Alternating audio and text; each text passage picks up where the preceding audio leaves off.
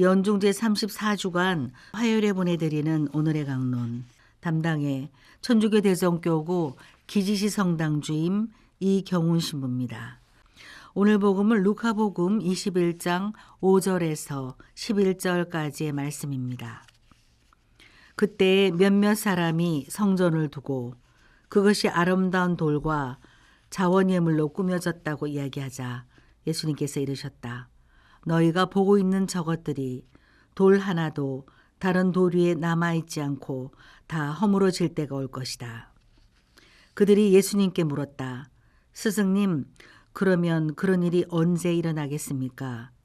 또 그 일이 벌어지려고 할 때에 어떤 표징이 나타나겠습니까? 예수님께서 이르셨다. 너희는 속는 일이 없도록 조심하여라. 많은 사람이 내 이름으로 와서 내가 그리스도다. 또 때가 가까웠다 하고 말할 것이다. 그들 뒤를 따라가지 마라.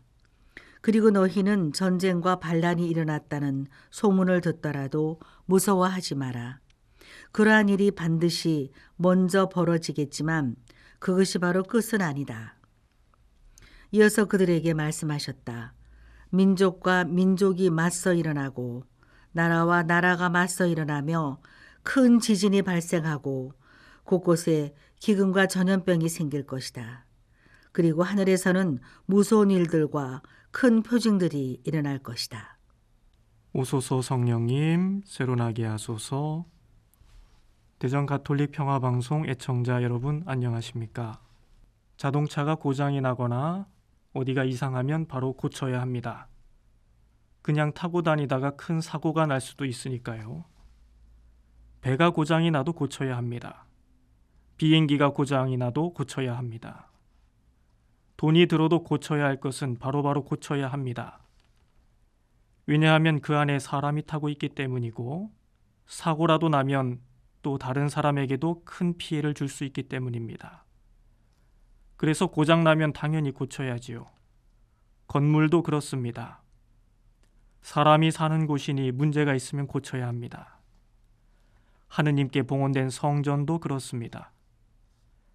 세상에서 가장 크고 웅장한 성전이라 하더라도 지키는 사람 없이, 관리하는 사람 하나도 없이 그냥 가만히 두면 언젠가는 무너져 내리기 마련입니다.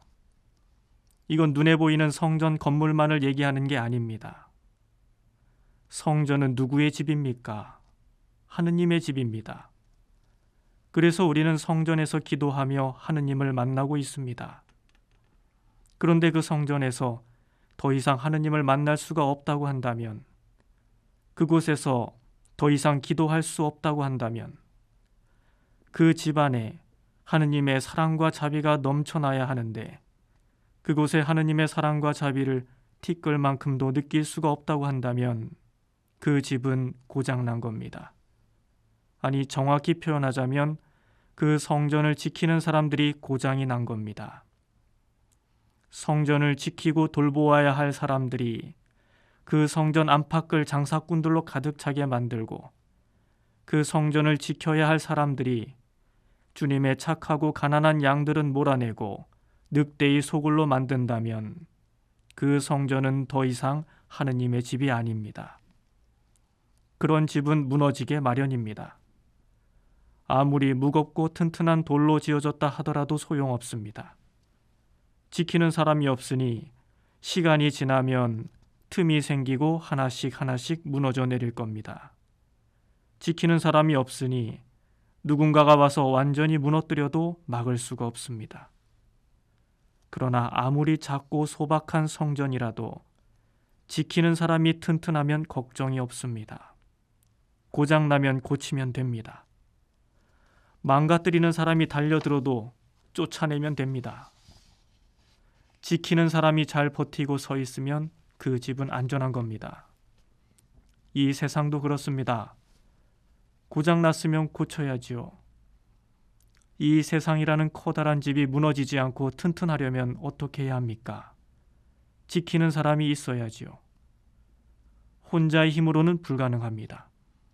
여럿이 힘을 합해서 이 커다란 집을 지켜야 합니다. 갈라져서 싸우지 말고 함께 어울려서 평화를 이루고 살아야 합니다. 서로 합심해서 힘을 모아 인류 공동의 문제를 해결해야 합니다. 그런데 서로 으르렁대며 싸우는데 모든 힘을 다 쏟으면 어떻게 되겠습니까? 이 커다란 인류의 집을 지키려고 하지 않는다면 어떻게 되겠습니까? 이 땅 위에 평화를 위해 일하는 사람이 없다면, 고장난 이 집을 고치는 사람이 없다면, 고장난 자동차를 타고 가다가, 고장난 배를 타고 가다가, 고장난 비행기를 타고 가다가, 고장난 집안에 사는 우리 모두는 결국 비참한 결말을 맞이할 게 뻔하지 않겠습니까? 예수님께서 왜 이런 말씀을 하셨겠습니까? 너희가 보고 있는 저것들이 돌 하나도 다른 돌 위에 남아있지 않고 다 허물어질 때가 올 것이다. 이 말씀을 하신 이유가 무엇이겠습니까? 들을 귀가 있다면 우리는 이렇게 알아들어야 하지 않을까요? 너희가 다시 세워라. 너희가 나의 희망이다. 내 아버지의 집을 다시 일으켜 세우고 고칠 사람들은 너희들이니 너희가 일으켜 세워라. 아버지의 집이 사랑과 자비가 넘쳐나도록 성전 마당에 가득 찼던 미움과 분열을 몰아내고 너희의 사랑과 희생으로 아버지의 집을 가득 채우고 믿음의 기둥으로 이 세상을 바로 세워라. 주님의 이 애타는 요청을 우리가 못 알아들어서는 안 됩니다. 그러니 고칩시다. 고장난 게 있다면 당장에 고칩시다. 주님이 머물고 계신 나 자신이라고 하는 이 성전부터, 나의 신앙생활부터 하나씩 하나씩 고치고 무너진 곳이 있다면 다시 일으켜 세웁시다. 그렇게 우리의 그리스도이신 주 예수님을 우리가 지켜드립시다. 오늘의 강론, 지금까지 담당해 천주교 대성교구 기지시 성당 주임 이경훈 신부였습니다. 내일도 이경훈 신부의 강론이 계속됩니다.